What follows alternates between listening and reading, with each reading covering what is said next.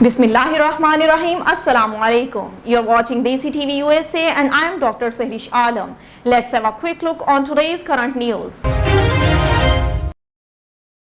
White House Press Secretary Sackie gives a briefing. Topics he's likely to touch on include the growing debt crisis, Democrat reconciliation, and the fate of bilateral infrastructure bills, and the outcome of the second. Austin and General Milli testified in Congress on Tuesday about the withdrawal from Afghanistan. Program. So if you look at the United Kingdom, you look at Israel, you look at Canada, as things have progressed, and as, of course, greater percentage of the population are vaccinated, the percentages per day, or the numbers per day, have declined. We expected that would happen, and the number of people remaining to be vaccinated each day is also decreasing. But we've also seen, and in our view, that the requirements that we have announced we're putting in place, that many companies and institutions and organizations have put in place, are working. So I'd remind you that the OSHA requirements, or the OSHA regulations, which we hope to see have more detail on in the coming weeks, have not yet even been implemented for businesses of over 100. But already to date, a number of companies, institutions, organizations have put in place requirements where we have seen rapid increases impeding their ability to deliver timely services.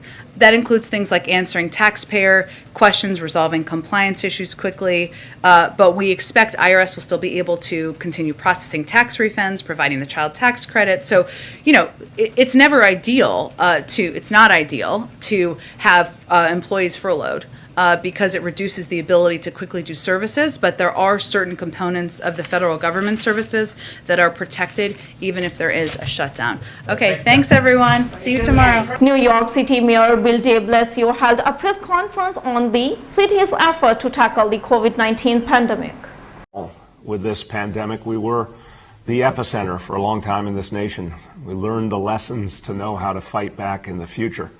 But we've also done amazing things historically in New York City when it comes to public health. A lot of the greatest approaches, a lot of the greatest leadership in the whole country's history on public health came from New York City. So we are ready to do new and different things. Two major new pieces today, two major new thrusts that are going to change the future of New York City, make us healthier, help make the whole world healthier. First, our public health corps.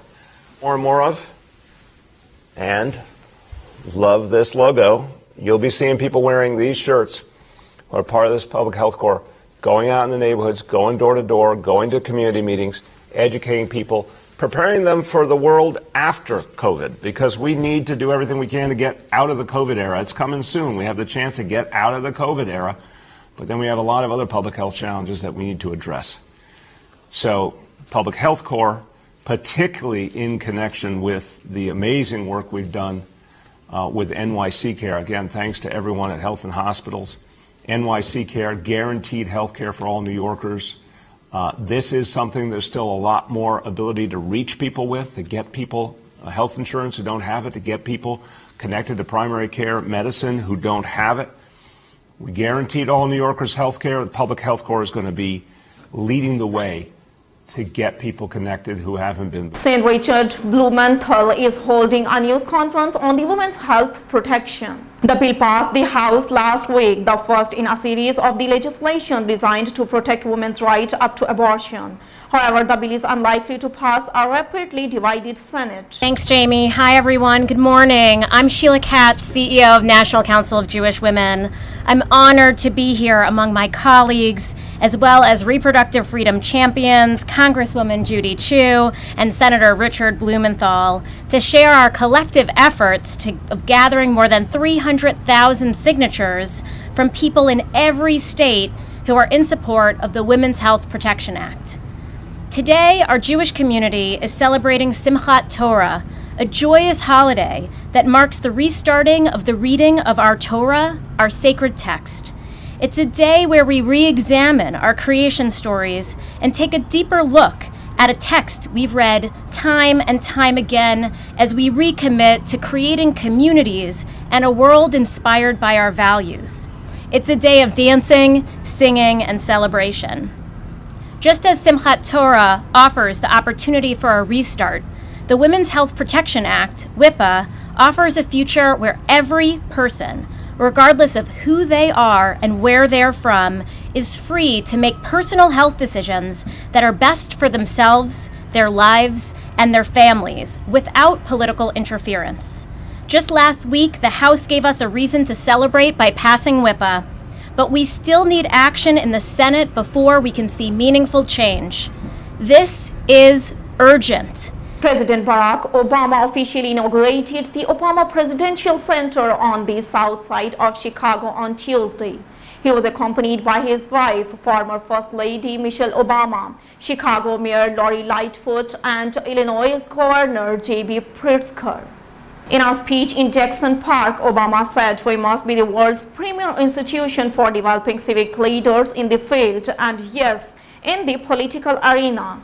Also called the center a forum for those who want to strengthen democratic ideals and promote active citizenship, and a place that invites not only government and public service, but also the next generation of leaders. Will support and empower those who want to make a difference through arts or journalism, or who want to start a business that is comprehensive, socially responsible, and accountable to the challenges of our time.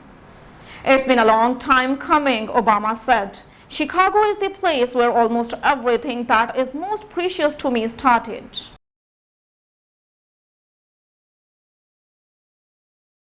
United Airlines announced in a memo to employees on Tuesday that it would begin the process of eliminating about 600 employees based in the United States who decided to take the COVID-19 vaccine. The company became the first American airline in the United States to mandate the COVID-19 vaccine among its 67,000 staff members.